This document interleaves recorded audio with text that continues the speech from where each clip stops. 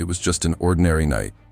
She was driving home from a charity event, tired but happy, thinking about nothing but her warm bed. Then the lights flashed behind her. She pulled over. She hadn't done anything wrong. She did everything right. Didn't argue, didn't fight, just asked one simple question. Can I ask what this is about? Ma'am, your taillight was out. Sir, both lights are working. You can see them from here. That was enough to set him off. You people always got something to say, don't you? Her heart started pounding. She didn't understand what was happening or why. She asked him softly. Sir, what have I done wrong? Step out of the vehicle. Please, just tell me what I did. He grabbed her arm and turned her around, pressing her against the cold metal of the car. Her cheek touched the steel, and she felt the chill run straight through her. Stop. Please stop. You're hurting me. He didn't stop. His hands were rough. His voice was full of hate. He searched her without a reason, grabbed her phone like it belonged to him. And when his body camera light blinked, he turned it off on purpose. He smiled. As he took her to his car, she looked him dead in the eye and said, You will regret this. My father is the mayor. Lady, I don't care if your father is the president. Nobody's above the law. But in his head, he didn't even believe her. He thought she was lying just to save herself. He slammed the car door shut, feeling proud of himself. He had no idea who she was. He had no idea he just ended his own life as he knew it. The charity dinner had gone well. Emily Carter smiled the whole drive home, thinking about the money they raised for the children's hospital. She loved nights like this. Nights where nobody cared who her father was. Nights where she was just Emily. She turned onto Oak Ridge Boulevard. The street was quiet. Streetlights lined the road like soldiers standing guard. Her phone sat in the cup holder, still open on a text from her dad. Proud of you tonight. Drive safe, she smiled again. Then she saw the lights. Red and blue flashed in her mirror. Her heart skipped, but only for a second. She hadn't done anything wrong. She checked her speed, under the limit. She checked her lane, straight and clean. She pulled over slowly, put the car in park and rolled down her window. She waited and waited. The officer took his time walking up. He wasn't in a hurry. His flashlight hit her face before it hit anything else. License and registration. His voice was flat, cold, like she was already guilty of something. Of course, officer. Can I ask what this is about? He didn't answer right away. He just stared at her like the question itself was an insult. Did I do something wrong? She asked again, softer this time. You people always got a question for everything, don't you? Emily froze. She heard it clearly. She knew exactly what he meant by you people. Her chest tightened, but she kept her voice calm. I'm sorry. I just want to understand why I was stopped. Your taillight's out. She glanced back. Both lights were clearly on, glowing red against the dark street. Sir, both lights are working. You can see them from here. His jaw tightened. She had said the wrong thing, even though it was the truth. Are you calling me a liar? No, Get out of the car. Excuse me? I said get out of the car. Now. Emily's hands started to shake, but she kept them steady on the wheel. She had read about nights like this. She had heard the stories. She never thought she'd be living one. She stepped out slowly, keeping her hands where he could see them. Officer, I really don't understand what's happening here. I haven't done anything. He looked her up and down, like he was deciding something in his head. Turn around. Hands on the car. Why? I haven't. Turn around, he shouted. The sound of his voice cracked through the quiet street. A dog barked somewhere in the distance. Emily turned around, placing her hands flat on the cold metal of her car. His hands moved rough and fast, patting her down without care, without warning, without any respect for her body. She felt her skin crawl. This is illegal, she said quietly. You can't do this without a reason. I make the rules out here tonight, he said. Not you. He reached into her open car window and grabbed her phone from the cup holder. Hey, that's mine. Give it back. You don't need it right now. You can't take my phone. That's my property. He slipped it into his pocket like it was nothing, like her rights meant nothing.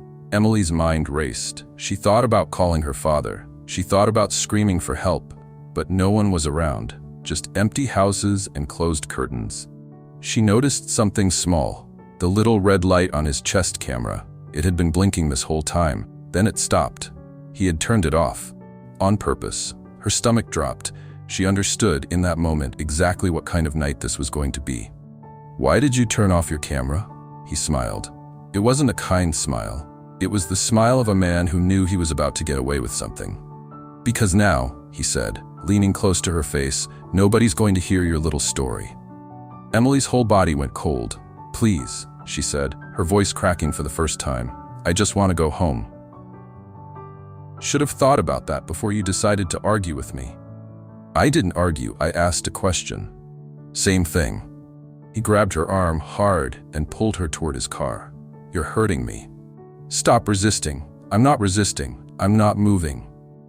"I said stop resisting." He shoved her against the hood of his patrol car. Her cheek pressed against the cold metal. She felt tears building in her eyes, but she refused to let them fall.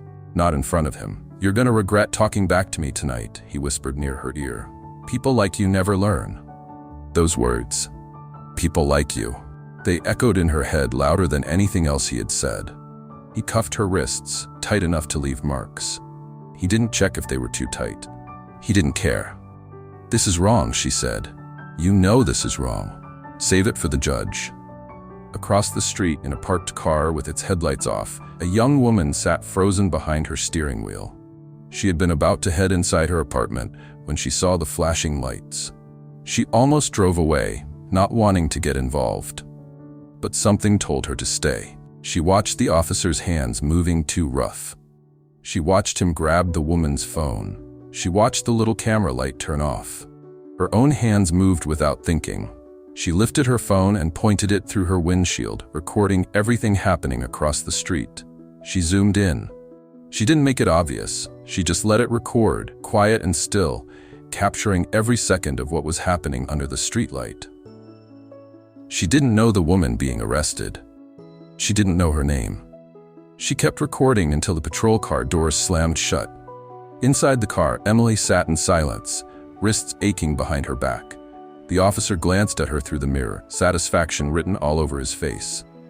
"You're gonna love holding cells," he said. "Real nice this time of night." She didn't answer him. She just stared out the window, watching her neighborhood pass by, wondering how a normal drive home had turned into this nightmare.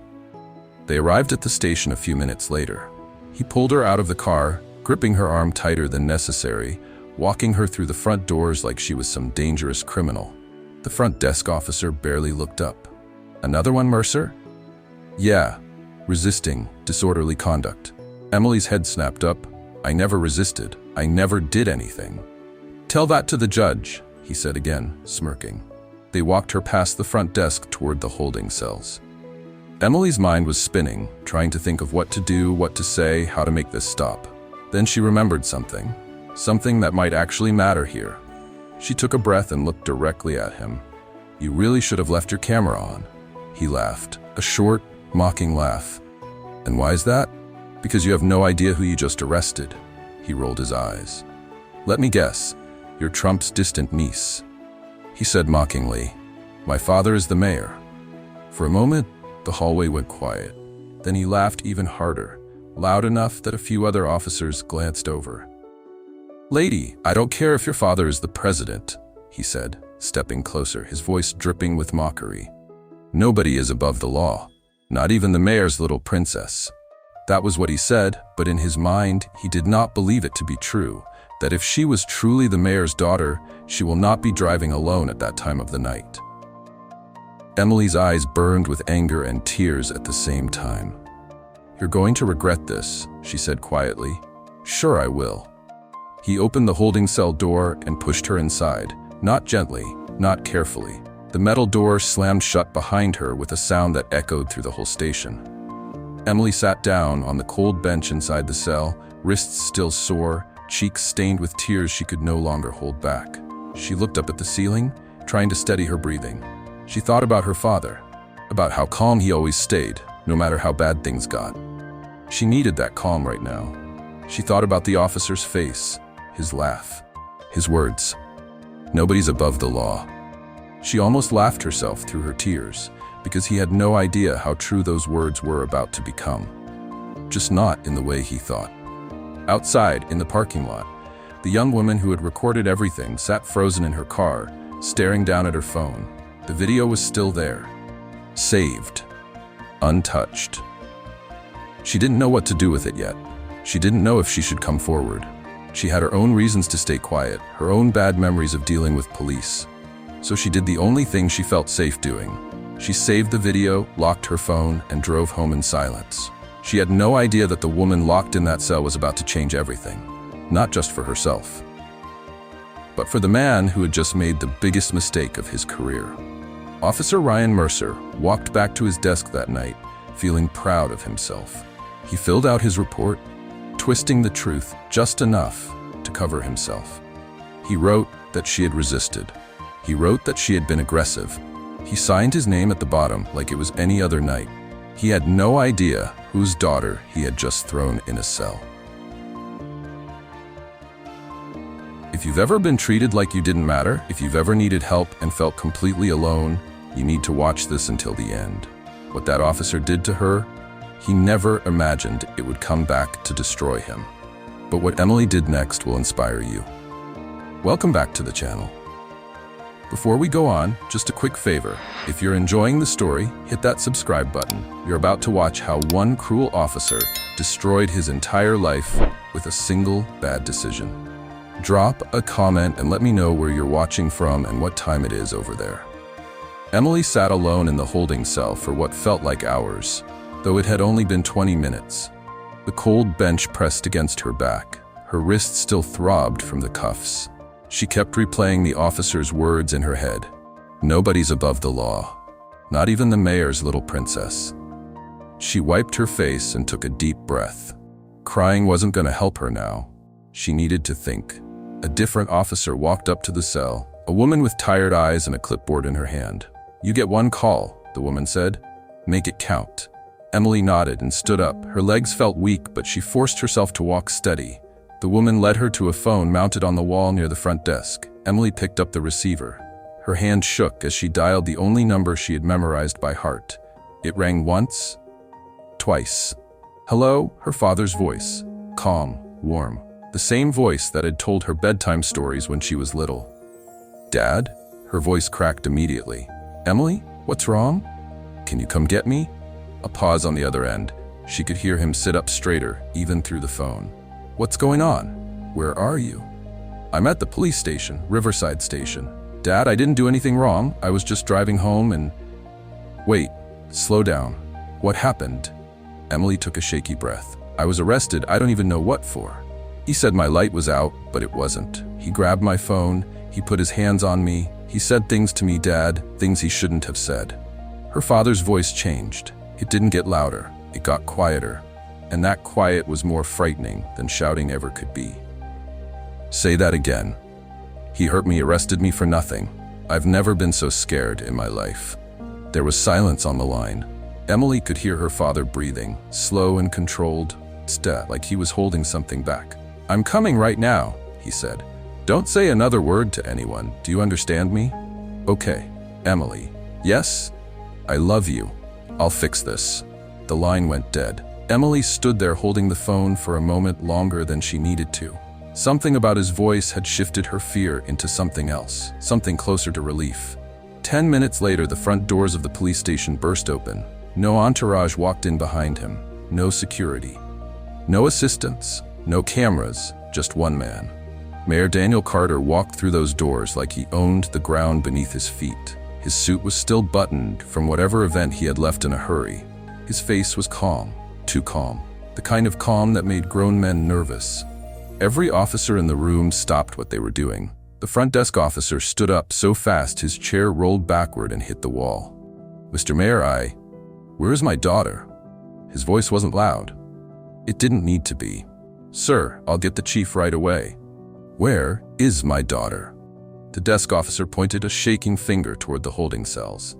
The mayor walked past him without another word.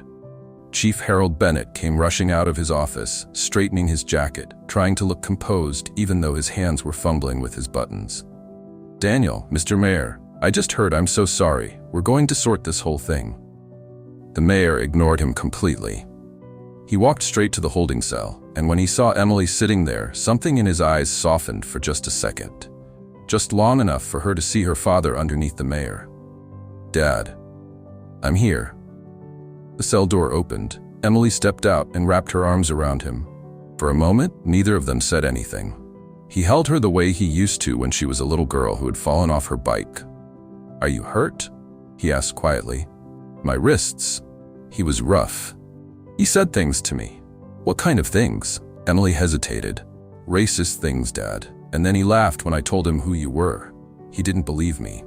The mayor's jaw tightened. He pulled back, looked at her wrists, saw the faint red marks left by the cuffs. Then he turned around. The whole station had gone silent. Every officer stood frozen, watching, waiting. He looked directly at the chief. Who did this to my daughter? The chief swallowed hard. Sir, let's talk in my office. I asked you a question. Officer Mercer, the chief said quietly. Ryan Mercer. At that moment, Ryan walked out from the back hallway, still holding a coffee cup, completely unaware of what was waiting for him. He froze mid-step when he saw the mayor standing there. His stomach dropped. His mind raced back to what Emily had told him at the cell door. He hadn't believed her. He genuinely thought she was bluffing. He was wrong. The mayor stepped toward him. Ryan instinctively stepped back. What the hell did you do to my daughter? Sir, I was just doing my job. I want to know exactly what happened out there tonight. She was uncooperative. She resisted arrest. I had to. Chief, the mayor said, cutting him off without even looking away from Ryan. I want the body camera footage. Now. The chief nodded quickly and turned to Ryan. Pull up your footage. Ryan's face went pale. There's a problem with that, he said slowly. What kind of problem? It malfunctioned. The chief's eyebrows pulled together. What do you mean it malfunctioned? The camera it wasn't recording. Technical issue, I guess? The chief's face turned red. He waved over the dispatch officer standing nearby. Check the system logs. Now. A minute later, the dispatch officer came back holding a printed sheet, his face unsure of how to deliver the news. Sir, the logs show the camera was manually turned off. Not a malfunction. Someone switched it off during the stop. The room went completely silent. All eyes turned to Ryan. I didn't, he stammered. You told me it malfunctioned? The chief said, his voice shaking with anger now. It's a mistake. I must have hit it by accident. I don't even remember. You don't remember turning off your own camera?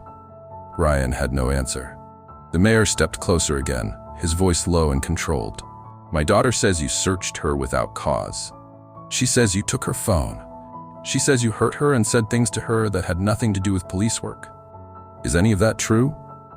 She's lying, sir. She's embarrassed she got arrested, so now she's making up stories to save face. Emily's chest tightened at his words. She stepped forward. I'm not lying. Everything I said happened. You know it did. Ryan looked at her, then back at the mayor, then back at the chief, searching for someone who might still believe him. Nobody did. The mayor didn't raise his voice. He didn't need to. If what my daughter says is true, he said, staring directly into Ryan's eyes, your career is over. Ryan's mouth went dry. But somewhere in his mind, a small thought gave him comfort. No footage, no proof. Just her word against mine. He almost smiled. Within the hour, 2 agents from Internal Affairs walked through the station doors. Captain Laura Mitchell led them, her face calm, her eyes sharp, taking in every detail of the room without saying much at all. She didn't ask loud questions. She didn't need to. She simply watched, listened, and wrote things down. The chief called Ryan into his office. The mayor stood outside the door, arms crossed, waiting. Inside, the conversation didn't take long. You disabled your camera during an arrest, the chief said. Then you lied about it to my face. Then you lied about it in front of the mayor. Chief, please, I've been on this force for 10 years. And in 10 years, you've never once thought about what happens when you get caught? Ryan said nothing. Badge, gun, radio, all of it. Now. Sir, please, I have a family. I have a son. You should have thought about your family before you decided to hurt an innocent woman and lie about it. Ryan slowly removed his badge and placed it on the desk. His hands trembled as he unclipped his gun and radio, setting them down one by one like he was giving away pieces of himself. When he walked out of that office, he wasn't a police officer anymore. He was just a man in a uniform that no longer meant anything. The mayor watched him walk past without a word. Ryan avoided his eyes completely. Later that night, the mayor sat with Emily in his car outside the station. She stared out the window, quiet, processing everything that had happened. "You can let this go," he said gently. "You don't have to put yourself through a long fight if you don't want to." Emily thought about it for a moment. She thought about the fear she felt with her hands cuffed behind her back. She thought about the things he said to her. She thought about how he laughed when she mentioned her father, and how he still might have gotten away with it if the camera hadn't been caught malfunctioning on record. She shook her head. "No. Emily, I'm pressing charges." Her father studied her face for a long moment, then nodded slowly, a small flicker of pride breaking through his worry. "Okay," he said, "then we fight." Back inside the station, Ryan sat in his car in the parking lot, staring blankly through the windshield. He had lost his badge, his gun, his job, but a small part of him still felt safe. Without evidence, he thought, nothing criminal will stick. This will blow over. It always does. He started his car, pulled out of the lot, and drove home, still telling himself the same lie he had told for years. They can't prove anything, he told himself. He was about to find out just how wrong he was. News travels fast in a small city, and by the next morning, everyone knew Ryan Mercer's name. A local reporter had gotten hold of the story. Not the full truth yet, just enough. Police officer fired after arrest of mayor's daughter. The headline alone was enough to spread across every phone in the city within hours. Ryan sat at his kitchen table, staring at his own name on the screen.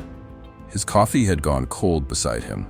His wife, Rachel, walked in holding their son's hand, dropping him off at school clothes and lunch bag ready. She stopped when she saw his face. "What now?" He turned the phone toward her. Rachel read it slowly. Her face didn't change much. She had learned a long time ago not to show too much when Ryan was involved in something ugly. "Is it true?" "It's not what it sounds like." "Ryan, is it true?" He hesitated too long. That hesitation told her everything she needed to know. "I made a mistake," he said. "It got blown out of proportion." "You put your hands on a woman for no reason and you're calling it a mistake?" She was being difficult. "I was having a bad day. It happens." Rachel stared at him, and for the first time in years, she saw him clearly. Not the man she married, not the father of her son. Just a man who thought the badge made him untouchable. "I need to think," she said quietly, and walked out of the kitchen. She saw evening. By that evening, the neighbors already knew. Ryan noticed it the second he stepped outside to get the mail. Mrs. Patterson from next door, who usually waved every morning, suddenly found something very interesting to look at in her garden instead. He tried calling his old friend from the academy. No answer. He tried another one, straight to voicemail. He sat on his porch that night, phone in his lap, watching the street go quiet around him. Nobody wanted to be seen near him anymore. Inside the house, Rachel packed a bag for herself and Noah. "Where are you going?" Ryan asked, standing in the doorway. "My mom's, for a while." "Rachel, come on. You're gonna let one story ruin everything?" She turned to face him, tired in a way that had nothing to do with sleep. "You know what the worst part is? I'm not even shocked. I think some part of me always knew you had this in you." "That's not fair." "What's not fair is what you did to that woman. Maybe you deserve what's coming to you." Ryan stood frozen as she walked past him with their son's small hand in hers. Noah looked back at his father from the doorway. "Daddy, why are people on TV talking about you?" Ryan opened his mouth, but no answer came out. His son's innocent question hit harder than anything Rachel had said. The door closed behind them. He stood alone in his living room, the television still playing quietly in the background. His name still crawling across the bottom of the screen. Weeks passed, and things only got worse. His lawyer's bills piled up fast. Every meeting, every phone call, every hour of legal advice ate into his savings. He applied for jobs, private security, warehouse work, anything that would take him. Every application ended the same way. A quiet rejection, or worse, no response at all. He sat in his empty house most nights now, the silence louder than anything Rachel used to say to him. But even with all of that, he still believed one thing kept him safe. No footage, no proof. He told himself that over and over, like a prayer. He didn't know how close that safety net was to disappearing completely. Across town, Emily had gone back to her regular life, or at least she was trying to. She still went to work every day, sketching building designs, meeting with clients, trying to act like everything was normal. But some nights, she still felt her wrists ache from memory alone. The one place that still felt safe was Willow Bean Cafe. She had been coming here for years. It was small, quiet, tucked between a bookstore and a flower shop. The smell of coffee and warm bread always calmed her down. She liked sitting near the window with her sketchbook, watching people walk by, losing herself in her work for an hour or two. She wasn't the only regular. There was another woman who came in almost every weekday too, always sitting a few tables away, always working quietly on her laptop. They had seen each other more times than either could count. They had smiled at each other, held the door open more than once. One time, Emily had even lent her a phone charger when the woman's laptop battery was dying. But they had never actually talked. Not really. Today, Emily sat by the window sketching, trying to shake off a hard week. She barely noticed when the other woman got up from her table and walked over, coffee cup in hand. "Hey, can I ask you something?" Emily looked up, a little surprised. "Sure. I've seen you here so many times. I feel like I should finally know your name." Emily smiled, the first real smile she'd had in days. "Emily?" "Sophia." They talked for a few minutes, easy and light, about the coffee, about the little bookstore next door, about how the cafe always ran out of oat milk on Mondays for some reason. Then Sophia tilted her head slightly, studying Emily's face like she was trying to remember something. "This is gonna sound strange," Sophia said, "but I feel like I recognize you from somewhere, not from here. Somewhere else." Emily's smile faded just slightly. "I don't think we've met before." "No, I know, it's not that." Sophia paused, thinking, "Give me a second. It's on the tip of my tongue." They kept talking, easy small talk again, but Emily noticed Sophia glancing at her every now and then, like she was still trying to place her face. Then Sophia's eyes widened. "Oh my God, what? I knew I recognized you." Sophia set her coffee down slowly. "You were the woman that officer arrested, on the news." Emily's whole body went still. "You saw that?"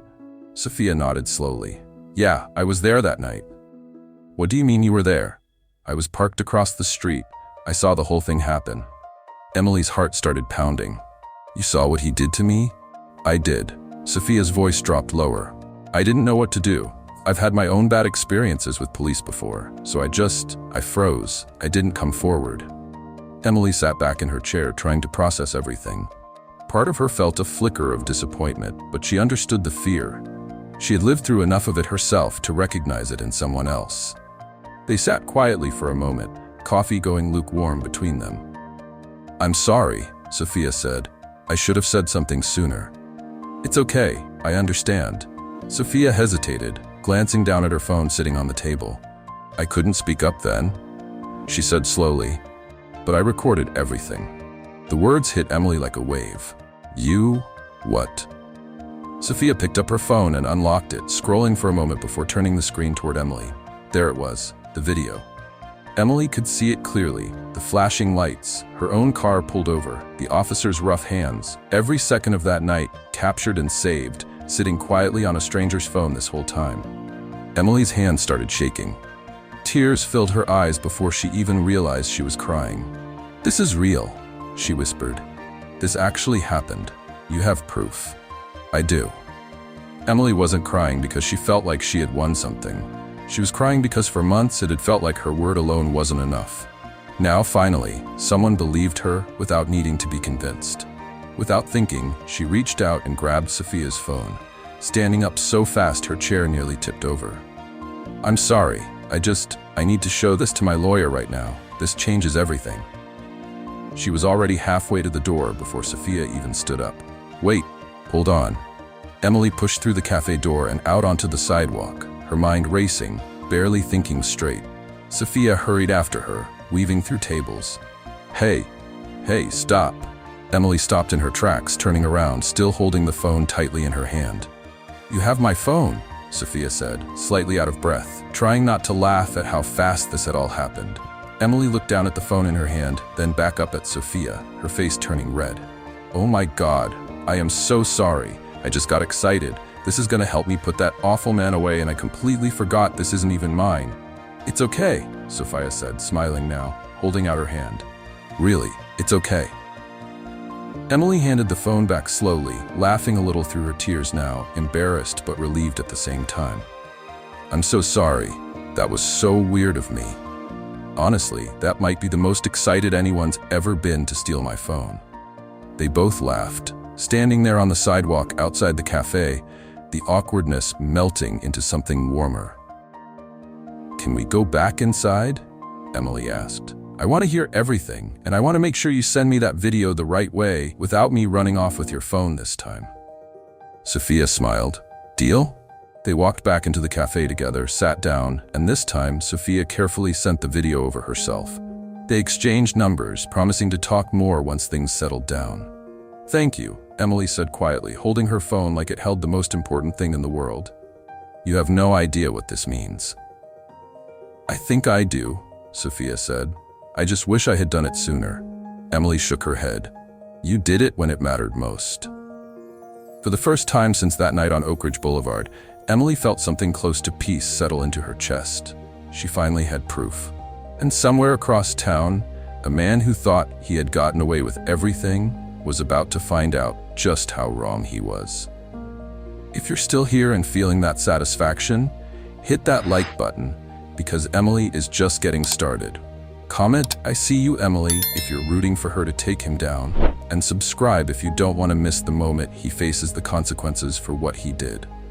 The morning after Emily got the video, she was sitting across from her lawyer before the coffee even finished brewing in the office machine.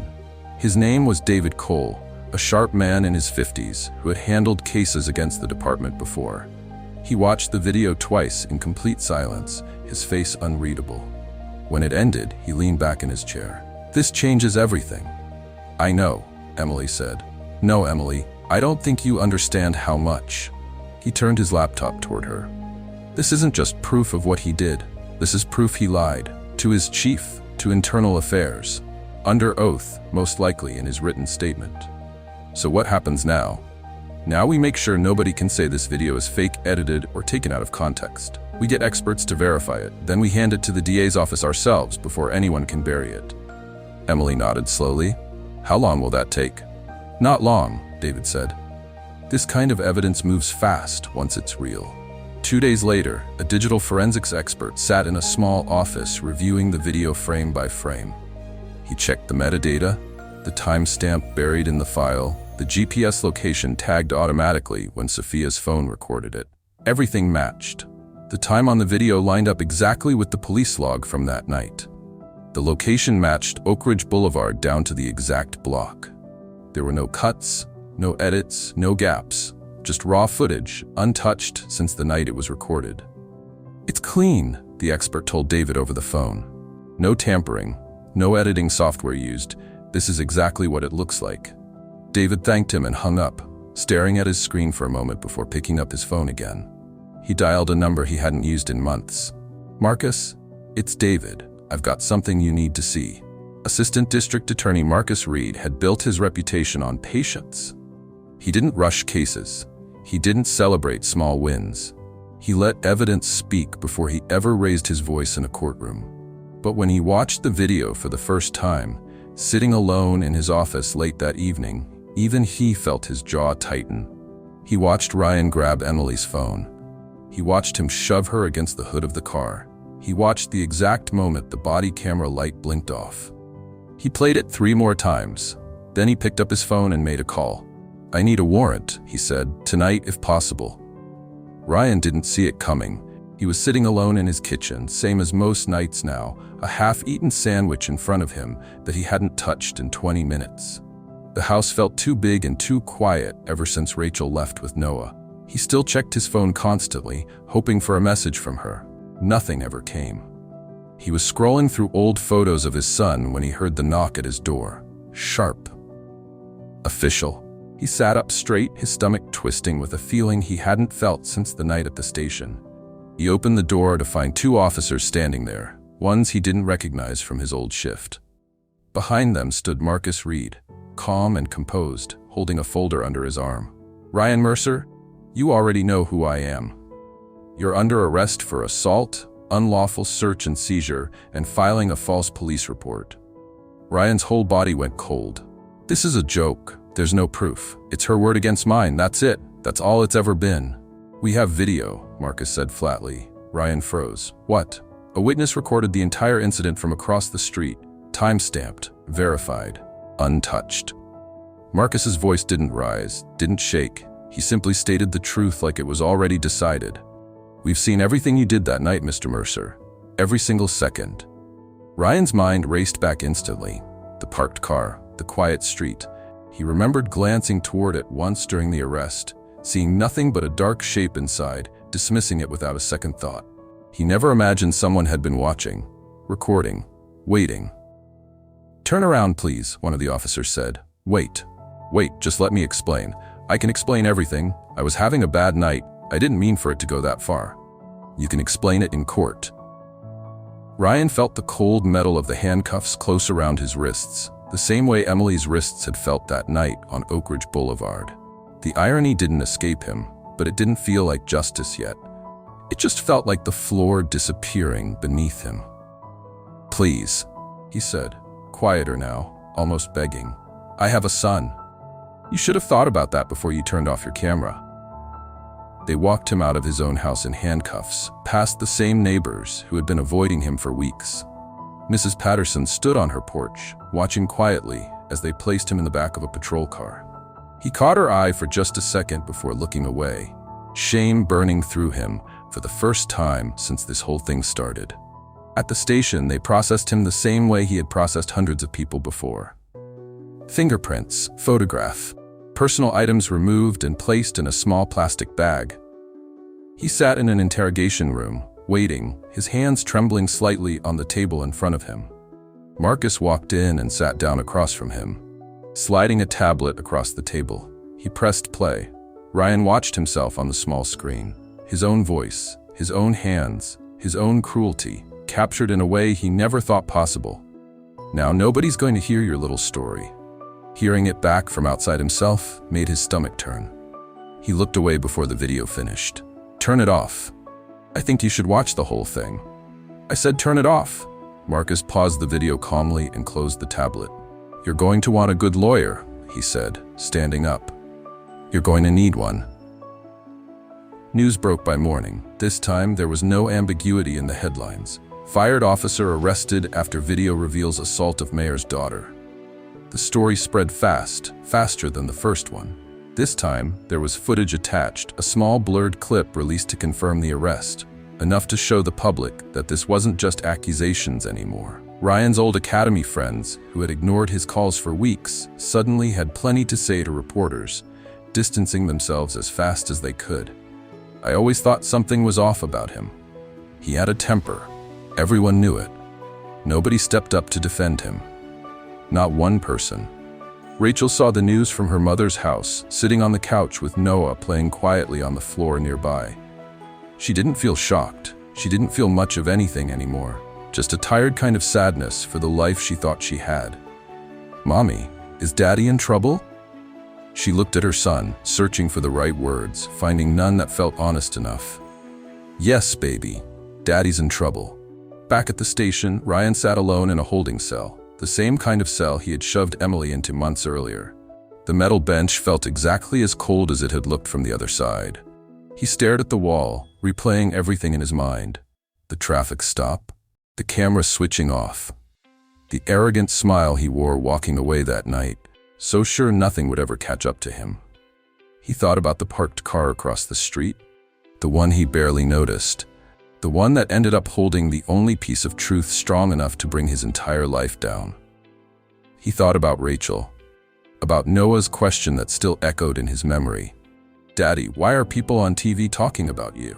He put his head in his hands, finally understanding something he had refused to accept for weeks. There would be no talking his way out of this one. No excuse, no twisted report, no convenient story to protect himself. The evidence was real. The evidence was clean, and it was enough to end everything he had built. Marcus's words echoed in his mind, quiet but absolute. "We've seen everything you did that night. Every single second." Ryan sat in that cell as the night stretched on, waiting for a trial he already knew, somewhere deep down. He had no way of winning. The random parked car, the woman he never noticed, the moment he dismissed without a second thought. It had cost him everything. And it wasn't over yet. The courtroom was full by the time Ryan was led in, wearing a plain gray jumpsuit instead of his old uniform. His hands were cuffed in front of him this time. He kept his eyes down, avoiding the rows of people watching him. Judge Eleanor Hayes sat at the front, calm and unreadable. The kind of face that had seen every kind of excuse a person could offer and had stopped being moved by any of them years ago. Emily sat beside her father in the front row. Sophia sat just behind them, quiet, watching everything unfold. Marcus Reed stood when it was his turn, calm as always, letting the evidence carry the weight instead of his voice. "Your Honor, we'd like to play the video for the court." The screen came to life. The whole courtroom watched in silence as the footage played. The traffic stop, Ryan's hands grabbing Emily's phone. The moment his body camera light blinked off, his voice, clear and cold, cutting through the courtroom speakers. "Now nobody's gonna hear your little story." A few people in the gallery gasped. Someone near the back shook their head slowly. Ryan stared down at the table in front of him, unable to watch his own actions play out in front of a room full of strangers. His lawyer tried, weakly, to argue that the footage lacked context, that Emily had been uncooperative, that tensions were high during any traffic stop. Marcus stood again, calm as ever. There is no context that explains why an officer would deliberately disable his body camera before assaulting an innocent woman, seizing her property without cause, and later lying about it in a written report. He didn't raise his voice. He didn't need to. The forensic expert took the stand next, walking the jury through the timestamps, the GPS data, the untouched metadata. Every technical detail matched perfectly with the police log from that night. Then Emily took the stand. She spoke clearly, steady despite the nerves twisting in her stomach. She described the fear she felt with her hands cuffed behind her back. She described the words he said to her, the ones that had nothing to do with any real police work. She described the moment he laughed when she mentioned her father, certain he would never face any consequences. "I wasn't scared because I thought I might get hurt," she said quietly. "I was scared because I realized in that moment that he thought he could do anything to me and nothing would happen." The jury listened closely, several of them glancing toward Ryan, who kept his eyes fixed on the table. The defense barely had anything to offer. Ryan's lawyer called a character witness, an old training officer who spoke about Ryan's early years on the force, how promising he once seemed, how this didn't reflect the man he used to know. It didn't matter. The video didn't care about who Ryan used to be. It only showed who he had become. Closing arguments were short. Marcus reminded the jury of one simple truth. A badge is not permission to hurt people. It is a responsibility to protect them. Mr. Mercer broke that responsibility the moment he turned off that camera, and he broke it again every time he lied about what happened after. The jury didn't take long. Less than 2 hours later, they filed back into the courtroom. Ryan stood, his legs feeling unsteady beneath him. "On the charge of assault, we find the defendant guilty." A quiet murmur rippled through the room. "On the charge of unlawful search and seizure, we find the defendant guilty." Ryan's shoulders dropped slightly with each word. "On the charge of filing a false police report, we find the defendant guilty." Judge Hayes looked at him without any pity in her expression. "Mr. Mercer, you were given a position of power and trust by this city. You used that position to hurt someone who had done nothing wrong, and then you lied to cover it up. This court sees no reason for leniency." She handed down the sentence. Several years, enough to make sure this wasn't a story that ended quietly with a slap on the wrist. As the bailiff stepped forward to lead him out, Ryan's eyes finally lifted from the table. They moved across the room, past Emily, past the mayor, until they landed on someone sitting quietly in the gallery. Sophia? It took him a second, but recognition hit him like a slow, sinking weight.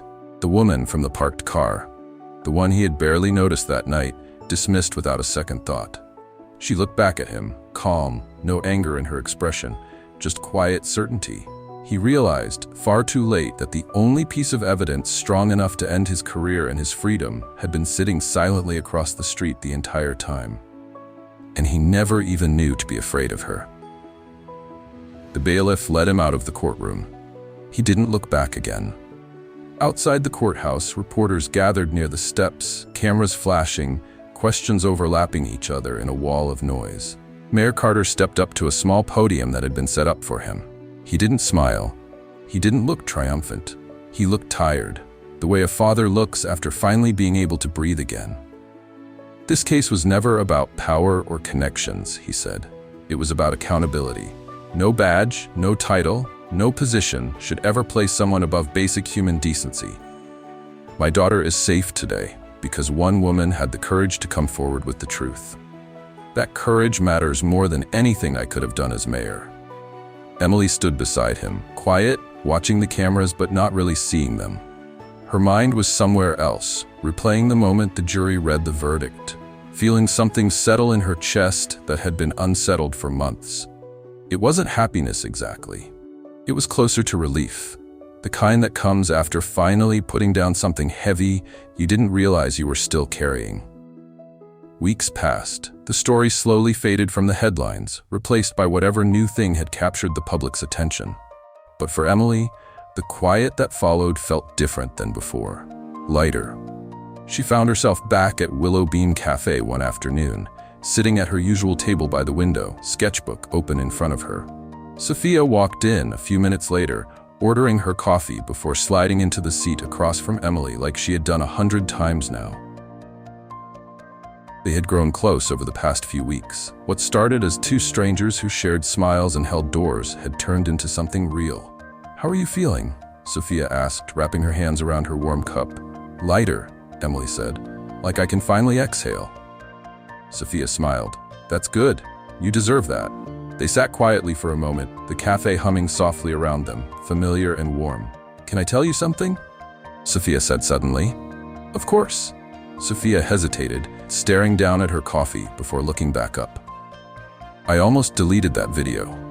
Emily went still. "What?" "That night, after I got home, I sat there staring at it for almost an hour. I kept thinking about all the reasons not to get involved. My own bad experiences with police. The fear of what might happen if I came forward. I almost just deleted it, pretended I never saw anything." Emily's throat tightened. "What stopped you?" "I don't know exactly. Something just told me to keep it, just in case." Sophia shrugged softly. "I never thought it would end up mattering this much." Emily reached across the table and took her hand. "I'm so glad you kept it." "Me too," Sophia said quietly. "I think about how close I came to just letting it go. It scares me a little, honestly, how different everything could have turned out." They sat there for a while, the weight of that thought settling between them, with neither one needing to say anything else about it. Outside the window, the street moved on the way it always did. People walking by, cars passing, life continuing without pause for the two women sitting quietly inside. Both changed by a single night. Neither of them had chosen, but both grateful, in their own way, that they had found each other because of it. Emily looked down at her sketchbook, then back up at Sophia, a small smile finally reaching her eyes. "Same time next week?" Sophia smiled back. "Wouldn't miss it." The coffee shop stayed warm and quiet around them. Two friends who might never have spoken at all if not for one terrible night. Now sitting together, safe, seen, and finally at peace. Wouldn't miss it. If you enjoyed this story, hit that like button. It really helps the channel grow. Drop a comment telling us where you're watching from and your favorite moment in Emily's story. And subscribe to the channel so you don't miss stories like this one. See you in the next one.